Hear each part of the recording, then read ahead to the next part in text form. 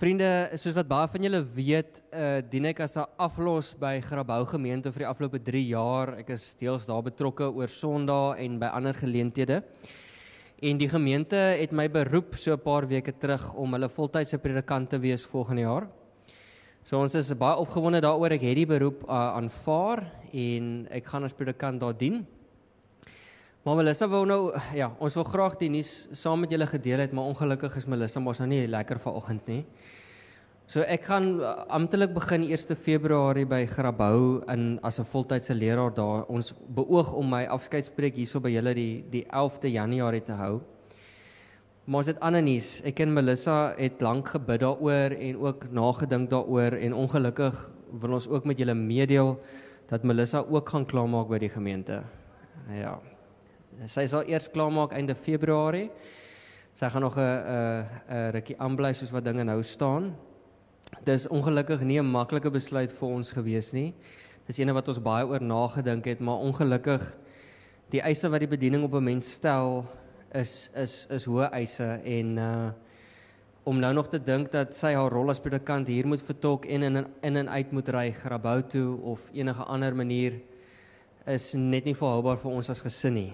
En ons albei is op soek na 'n leefstyl wat ons 'n bietjie meer tyd met Frederik ook kan spandeer en hierdie gee Melissa die geleentheid om vir 'n oomblik net te fokus op haarself en ons gesin.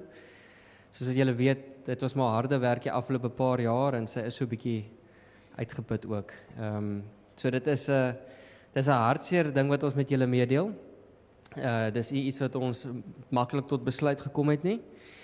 En ons doen dit nie omdat ons kwaad is vir julle nie. Ons is baie lief vir julle en ons gee om vir julle, maar dis 'n ongelukkige besluit wat ons ter wille van ons gesin moet maak.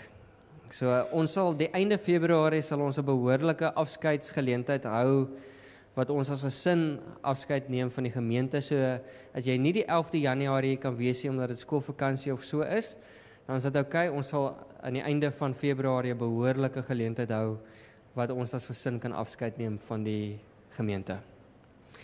So is jammer, ons is hartseer. Ek wens Melissa was nou ook hier om die nuus met julle te kom meedeel, maar dis maar 'n ongelukkige besluit wat ons ter wille van ons gesin ook moet maak. Ons hoop julle verstaan en ons bly lief vir julle. Ek dink ook nie ons sal heeltemal verdwyn nie, ons is daarom net oor kan die berg. Maar ja. Ons lees saam uit Romeine 1 vanoggend uit. Julle is welkom om saam te blaai in julle Bybels. Nou Romeine 1 is 'n teksgedeelte wat deel maak van die leesroostertekste vir hierdie tyd van die jaar. Nou as ons dit lees, gaan jy dalk by jouself dink, my aarde, hoe pas hierdie besigheid nou in by Kersfees? Maar gee dit 'n oomblik. Dan hopelik kan julle ook iets beleef van hoe die Here met ons vanoggend praat hier op die Sondag van liefde in die laaste week van Advent. Kom ons lees saam uit Romeine 1 uit. Paulus, 'n dienskneg van Christus Jesus, 'n geroepe apostel, afgesonder vir die evangelie van God, wat hy reeds tevore deur die profete in die heilige skrifte beloof het, aangaande sy seun, wat na die liggaam uit die nageslag van Dawid gebore is, wat na die gees van heiligheid op grond van sy opstanding uit die dood, kragtig aangedui is as die Seun van God, Jesus Christus ons Here, deur wie ek die genade van my apostelskap ontvang het, om tot eer van sy naam, mense uit al die heidenvolke tot geloofsgehoorsaamheid te bring, onder wie julle ook is, julle wat deur Christus Jesus geroep is.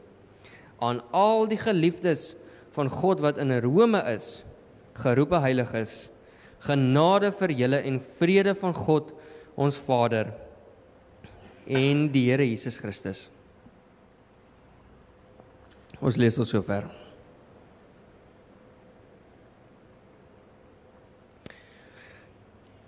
Nou vriende, meeste van julle het seker al die spreekwoord gehoor dat nuus versprei soos 'n veldbrand. Nou ek besef toe ek by die diens was by Kusweg, het ek vergeet van die aaklige veldbrande wat hier oor kan die berg gebeur het die afgelope week. So, wanneer ons in hierdie erediens die beeld gebruik van nuus wat soos 'n veldbrand versprei is, dit glad nie om lig te maak die trauma en verlies wat met hierdie gevaarlike ding ook gepaard kan gaan nie. Maar die beeld help ons om iets te besef wat 'n mens beteken as jy sê dat dit versprei soos 'n veldbrand, vinnig, met baie energie, en voordat jy weer sien is dit van die een plek na die ander plek toe. Nuus versprei soos 'n veldbrand. Nou wanneer ek hierdie gedeelte of hierdie spreek hoor, dan dink ek by myself, mense praat nog altyd. Mense hou van gesels. Selfs voor daar nog sosiale media was, die internet of koerante, het mense gepraat. En hoe kleiner die dorpie, hoe meer praat die mense. En hoe meer weet jy wat in almal se lewens aan die gang is. Nou ek het myself verbeel dat 2000 jaar terug mense omtrent aan die praat was oor hierdie Jesuskind wat gebore is. Ek het myself verbeel dat mense rondgeloop het en gesê, het julle gehoor, het julle gehoor van hierdie kind wat gebore is? Ja, en van hierdie Maria. Sy is 'n maagd, maar die kind, die seun van die, het julle gehoor, hy is in 'n krib gebore, in 'n stal, kan julle dit oorvertel? Daar was 'n ster, wyse mense, dit was 'n hele storie gewees, daar was engele. Julle kan julle verbeel hoe die mense met mekaar gepraat het. En ons weet die mense het met mekaar gepraat en dit het versprei soos 'n veldbrand, want voor Jesus nog proper se gebore is, toe Herodes klaar te hore gekom van wat aan die gang is. So die nuus het rond versprei deur die hele Israel. Die nuus van Jesus het versprei soos 'n veldbrand, nie net in sy geboorte nie. Jesus is nog altyd iemand wat reaksie ontlok. Okay, die slides is, ek gaan hom net daar los. Dit is nou my vrou se slides en nie my slides nie. Jesus het nog altyd reaksie ontlok, nie net in sy geboorte nie, maar in sy lewe ook. Jesus praat reg deur die Bybel van Jesus, mense praat reg deur die Bybel van Jesus, van sy bediening en sy lewe en wat hy gedoen het, want mense kon nie anderste as om te praat oor wat hulle gesien het en beleef het, wat hulle gevoel het, wanneer Jesus hulle aangeraak het nie. En selfs in Jesus se dood praat die mense oor aan sy dood aan die kruis, maar dan, verder as dit, deur die profeseë wat selfs in sy dood tot vervulling gebring word, wanneer hy uit die dood uit weer opstaan. Maar nie net dit nie. Jesus staan nie net uit die dood uit op nie. Mense praat nie net van hierdie dinge wat hulle sien en beleef nie, maar die nuus versprei verder na Jesus se dood en opstanding oor iets wat hulle ontvang het. Met Jesus se dood en opstanding en opvaring na die hemel ontvang die mense iets wat die traject van die Christendom verander en wat hierdie boodskap soos 'n veldbrand versprei reg oor die wêreld. Hulle het die Heilige Gees ontvang. Nou is die getuienis, die gebeure wat mense met mekaar deel oor hierdie man, hierdie seun van God, hierdie Messias. Nou ewe skielik is dit nie net meer plaaslike nuus in Bethlehem, Nazareth of Kapernaum nie, selfs eers Jerusalem nie. Nou versprei die boodskap van hierdie Jesus Christus soos 'n veldbrand na die uithoeke van die wêreld. En dit is belangrik dat wanneer ons vir mekaar sê dat die goeie boodskap van Christus se geboorte, sy dood en sy opstanding en die uitstorting van die Heilige Gees, die verspreiding van hierdie boodskap is nie net 'n menslike bedryf nie. Dit is nie net 'n kinderstorie of 'n bespreking oor die dominee wat in die dorp rondloop nie, dis ver groter as dit. Aan die voorpunt, aan die hoof van hierdie beweging is die hoofkarakter van die Nuwe Testament. En wie is die hoofkarakter van die Nuwe Testament? Die lewende Heilige Gees van Christus self. Agter hierdie boodskap wat die wêreld heen versprei word, wat mense se lewens verander, is God self, die lewende Heilige Gees wat deur mense werk. Die drie-enige God is aan die voorspits van hierdie beweging, besig om te werk deur gewone mense. Mense wat iets beleef van God se genade en liefde in hulle harte, wat oopmaak vir die werking van die Heilige Gees en nie anders te kan as om dit met ander mense te deel nie. God gebruik deur die Heilige Gees gewone mense. Gewone mense soos ek, soos jy, soos almal van ons. God gebruik gewone mense. Mense soos Paulus en die gemeente van Rome. En dis hoe ons dan nou kom by vanoggend se teksgedeelte. Hierdie gedeelte wat ons vanoggend gelees het, is aan die begin van Romeine. Dit is die begin van 'n brief wat Paulus geskryf het aan die kerk, aan die gemeente van Rome, van die mense in Romeine. En wat ons vanoggend spesifiek gelees het, is die opening van hierdie brief. Nou, Paulus het nog nooit hierdie gemeente self besoek nie. Hy het hulle nog nooit in persoon ontmoet nie. Maar hy weet dat hierdie gemeente 'n belangrike rol gaan speel in die verspreiding van God se boodskap reg oor hierdie wêreld. Dat hulle rol gaan speel aan hierdie veldbrand wat beweeg oor die wêreld, en daarom moet hy vir hulle skryf om hulle aan 'n paar dinge te herinner. Nou, soos wat baie van julle weet, eerste indrukke kan nogal 'n groot impak hê op hoe jy luister na iemand of so. So, Paulus moet baie doelbewus dink aan wat is die woorde wat hy met hierdie mense wil deel. Wat is die eerste woorde? Hulle gaan hierdie brief oopmaak en wat gaan hulle sien? Baie noukeurig en deurdag oor presies wat hy sê. So hierdie teksgedeelte is meer as net 'n opening. Dit is nie net soos 'n hallo, hierdie is wie ek is nie. Dit is 'n herinnering. Herinnering aan die boodskap, die storie van wie Paulus en die gemeente in Rome almal deel is. En in wie se naam Paulus uitreik na hierdie gemeenskap toe en wie hom stuur. En hierdie herinnering is aan die verlosser, die ene wat dood gegaan het, wat weer opgestaan het, die ene wat aktief betrokke is in elkeen van ons se lewens. Hierdie einste God wat elkeen van ons deel maak van hierdie beweging, van hierdie veldbrand. Hy begin deur hulle te herinner dat hy en hierdie mense geroepe is. Nie deur iets of iemand nie, maar deur Jesus Christus self. Paulus, ons en die gemeente in Rome, ons is geroep deur Jesus Christus self. Nou in hierdie tyd van die jaar, waar ons vanoggend by mekaar kom op hierdie liefdessondag van Advent, word ons herinner aan hierdie boodskap. Net soos wat Paulus eerste die gemeente in Rome moet herinner aan waar hulle vandaan kom en wat hulle gemeenskaplik in glo, dien Kersfees ook as 'n herinnering vir ons oor wat ons glo.